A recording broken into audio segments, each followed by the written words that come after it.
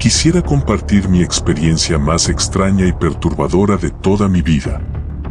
Mi nombre es Jacinto, pero deseo mantener mi apellido en anonimato.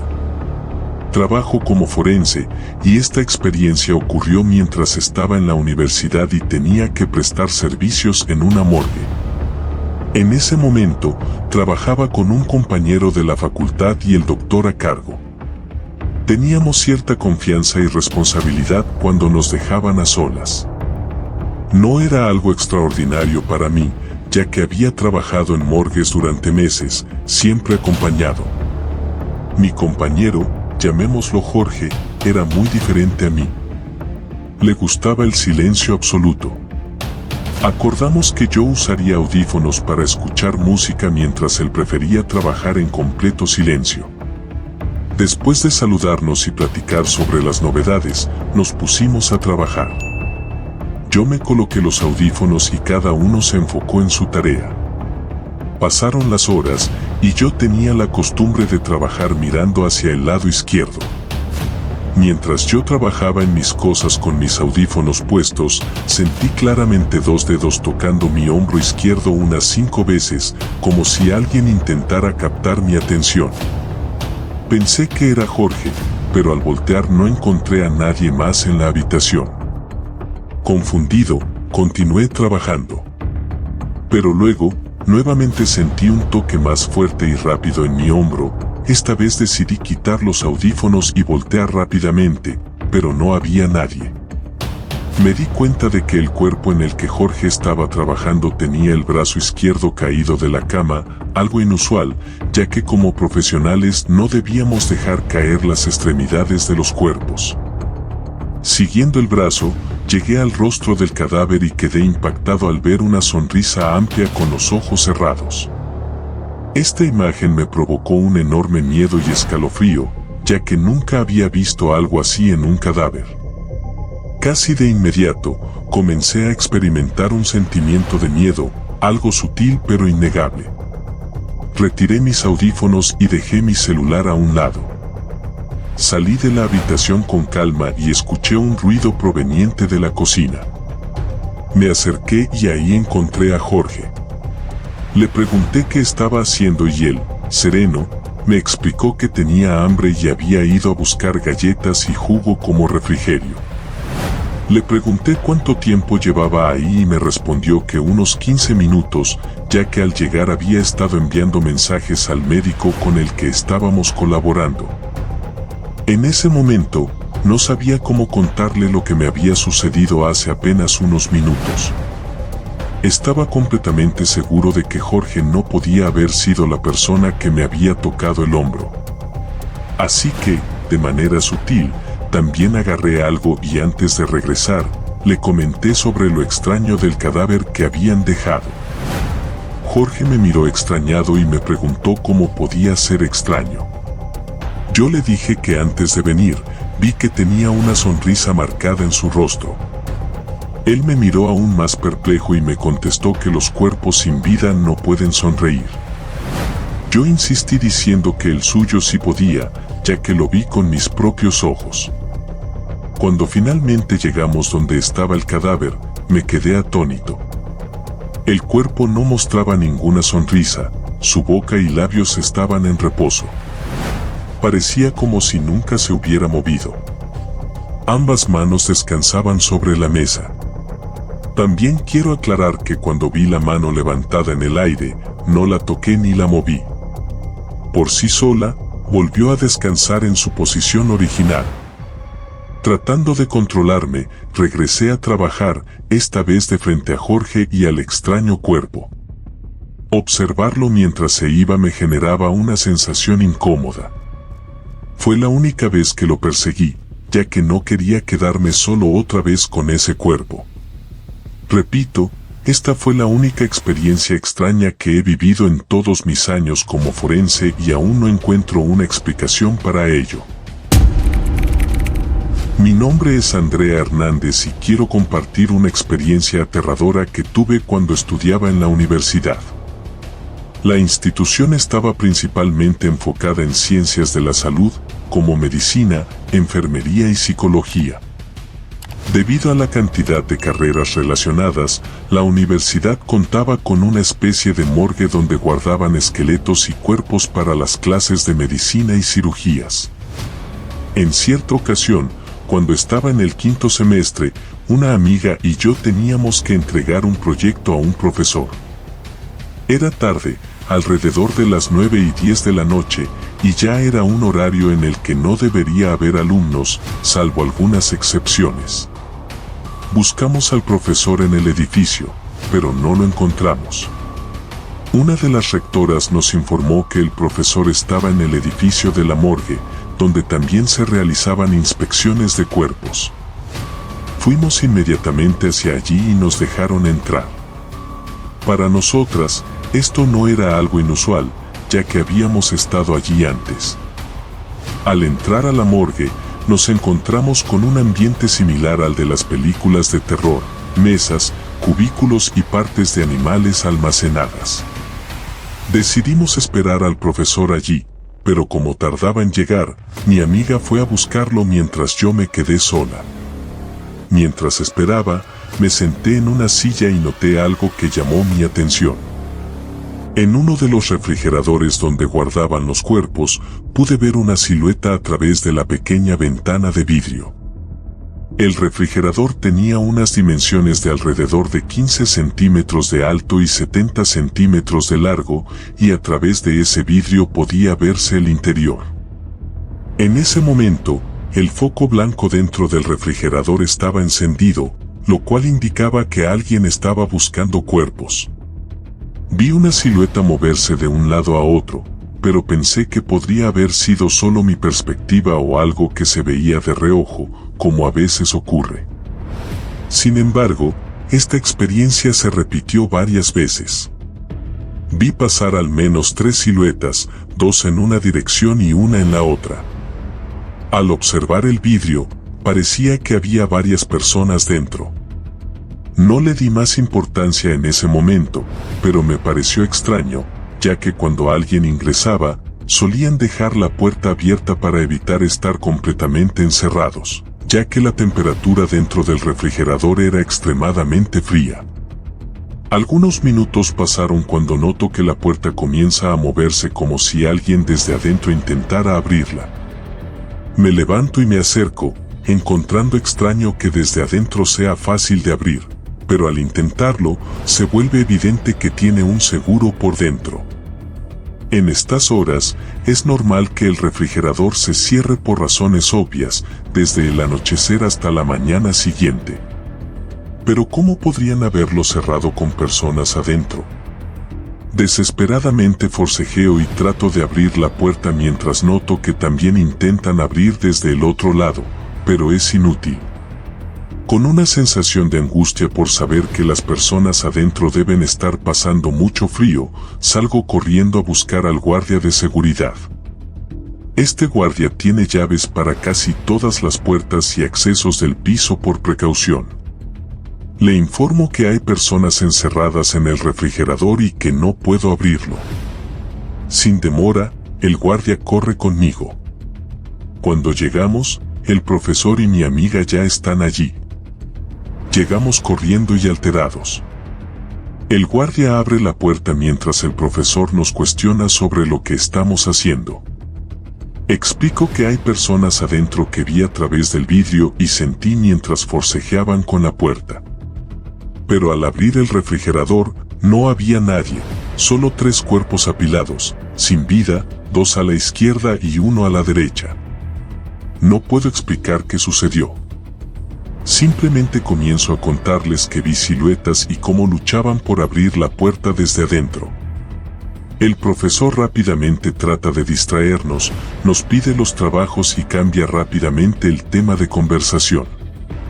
En ese momento, sentí algo extraño y, para ser honesta, no pude dormir debido al miedo de haber visto cadáveres moviéndose esa noche. Pasaron meses y ya no tenía clases con ese profesor, pero aún manteníamos una buena amistad. En cierta ocasión, le pregunté por qué había actuado de esa manera, por qué intentó evadir lo que había visto, ya que esas son experiencias que uno no olvida fácilmente. El profesor me explicó que es algo normal cuando se está en la morgue por la noche. Le había sucedido varias veces, no solo a él sino también a guardias, estudiantes y personal de mantenimiento. Según esto, hay una regla clara: es preferible no entrar a la morgue después de las 10 de la noche, ya que se ven cosas que no tienen explicación.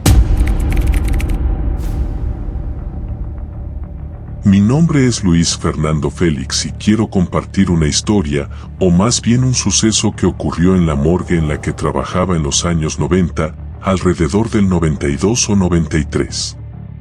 En ese entonces, la morgue era mucho más pequeña que ahora, y había un forense que solía trabajar principalmente durante la noche. Durante el día, parecía un tipo normal, incluso agradable. Sin embargo, poco se sabía de sus actividades durante las noches con los cadáveres que llegaban a la morgue. Este hombre tenía una parafilia, una atracción por mantener relaciones íntimas con los cadáveres. No le importaba si eran hombres, mujeres o incluso infantes, y lo hacía sin distinguir si los cuerpos habían estado allí por mucho tiempo o acababan de llegar. Se dice que llevó a cabo este acto durante muchos años, hasta que finalmente fue descubierto. Fue despedido y se le negó el acceso a la morgue después de estos eventos. Como consecuencia, le resultó imposible encontrar trabajo en un campo similar o incluso en su propia profesión. Durante varios meses, la situación se mantuvo en silencio. Se le ofreció una solución, pero no pasó mucho tiempo antes de que circularan rumores en las localidades cercanas. Se comentaba que el forense seguía ingresando a la morgue durante la noche. Se decía que el personal de seguridad o incluso el propio personal del forense le permitían entrar por otro acceso. Sin embargo, también se afirmaba que el personal no estaba involucrado y que el forense se las ingeniaba para entrar debido a su familiaridad con el edificio, llevando consigo los cuerpos para satisfacer su macabra sed. Los rumores crecieron tanto que el forense fue perseguido en varias ocasiones, hasta que una noche se encontró su cadáver sin vida. En aquellos cuartos donde se almacenaban todos los cuerpos, el cuerpo del forense se encontraba desplomado, tirado en el piso, pero de una forma muy terrorífica, muy perturbadora, ya que no se encontraba, por así decirlo, de una manera normal. Este forense tenía todos los huesos salidos, destrozados. Era como si algo, una máquina o algo con una fuerza extremadamente fuerte lo hubiera doblado, pero de muchas formas. Simplemente al moverlo, se decía que se escuchaba el crujir de sus huesos. La noticia del fallecimiento de este forense se propagó y comenzaron a surgir numerosas leyendas al respecto. Sobre todo, porque esta morgue dejó de funcionar poco después de su muerte. Pasaron algunos años y la morgue volvió a estar operativa. Es aquí donde entra mi experiencia, ya que comencé a trabajar en esta morgue y me contaron la leyenda de que durante las noches se podía ver el espíritu del forense vagando por los pasillos, especialmente en el área donde se guardan los cuerpos. Al principio, esto me asustaba mucho, pero después de trabajar múltiples turnos nocturnos sin presenciar nada, el miedo se desvaneció. Sin embargo, como dicen, siempre hay una primera vez. El personal más experimentado, no solo aquellos con unos pocos años de experiencia, sino aquellos que habían trabajado allí durante más de una década, siempre me decía que llevara una linterna. De hecho, había varias linternas situadas al final del pasillo principal, justo después de entrar y doblar hacia el pasillo que conducía a las oficinas y las habitaciones siguientes. Al principio, obedecía y llevaba mi linterna, pero después de unos meses, creí que esto era innecesario, ya que la morgue contaba con un buen sistema eléctrico. Incluso durante las tormentas más intensas que había experimentado allí, nunca se había cortado la electricidad. Teníamos un vigilante llamado Raúl, un hombre de unos 70 años, al que se le ordenaba activar el generador cuando se cortara la electricidad. El generador no era suficiente para abastecer de electricidad a toda la morgue, pero permitía que las luces de emergencia en los pasillos funcionaran para poder desplazarse por el edificio. Una noche, durante una tormenta, resultó que yo era el único trabajando hasta tarde. Ya estaba terminando mi trabajo, eran alrededor de las 11 de la noche, no era tan tarde. De repente, toda la luz se apagó en el edificio. Inmediatamente, comencé a gritarle a Raúl para que fuera a encender el generador. En un principio, no obtuve respuesta, lo cual no fue sorprendente, ya que era evidente que no estaba en el mismo piso que yo. Para empeorar las cosas, tenía mi teléfono celular conmigo, pero no sabía dónde lo había dejado. Solía dejarlo en diferentes lugares, como en mesas, casilleros o batas que colgaban a un lado. Por lo tanto, había unas 4 o 5 posibilidades de encontrarlo, pero con la oscuridad total en la que no se veía nada, las posibilidades de encontrarlo eran escasas. En aquel momento, decidí quedarme quieto, sentado o de pie, esperando a que la luz regresara. Fue en ese instante que mi pesadilla comenzó. Empecé a escuchar algo acercarse, pero no eran pasos ni el movimiento de alguien que reconociera. Eran crujidos, como si algo estuviera rompiéndose, y se acercaban cada vez más hacia mí.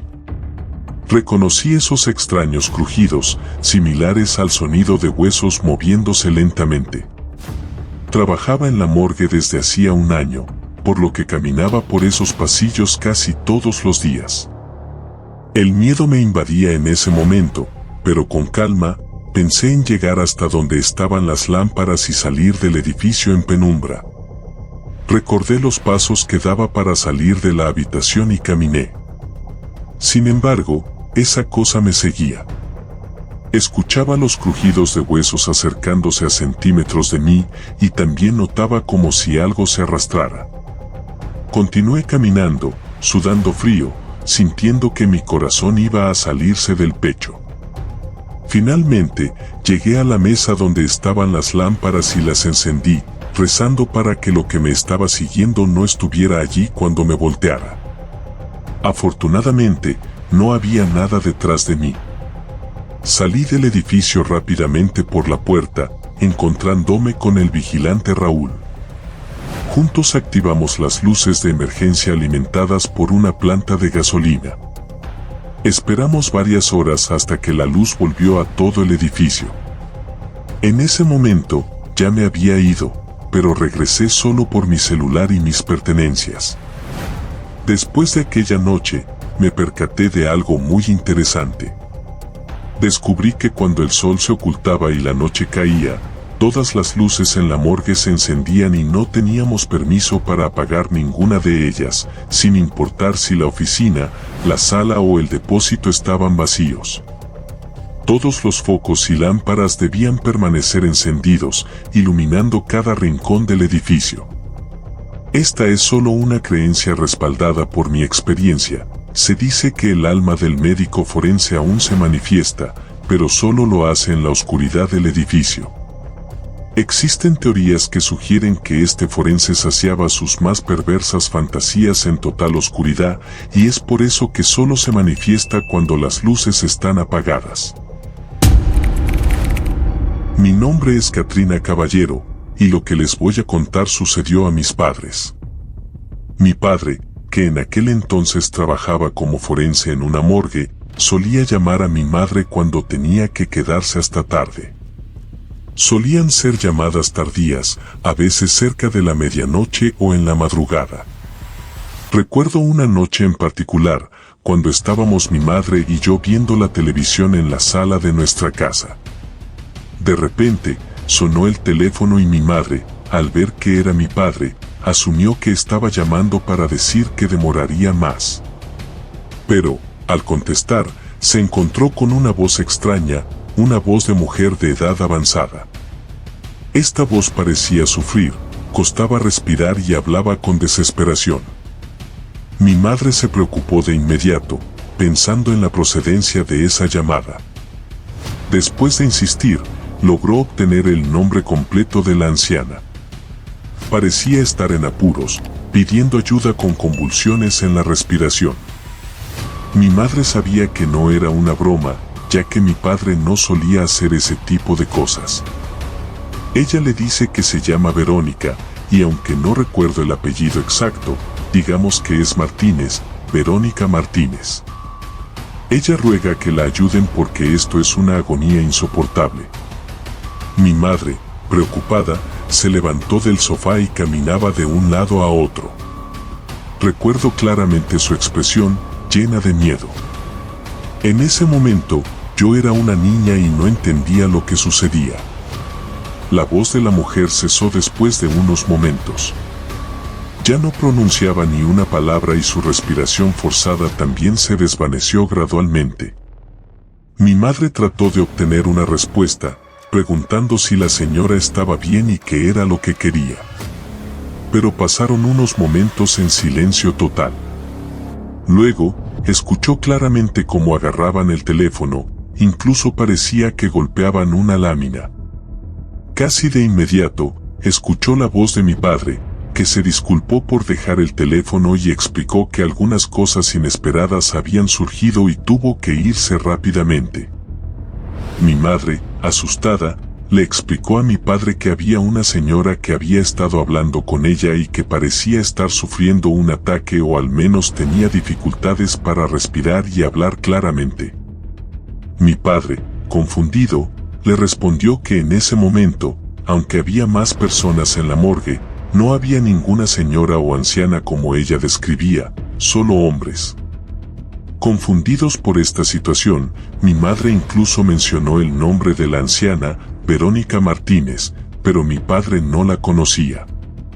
Después de esa confusión, mi padre le dijo a mi madre que llegará tarde a casa, alrededor de la 1 de la mañana, y le preguntó si podía esperarlo o dejarle la cena preparada en el horno. Las horas pasaron y mi madre, con ciertas dudas, decidió esperarlo, ya que quería abordar este tema.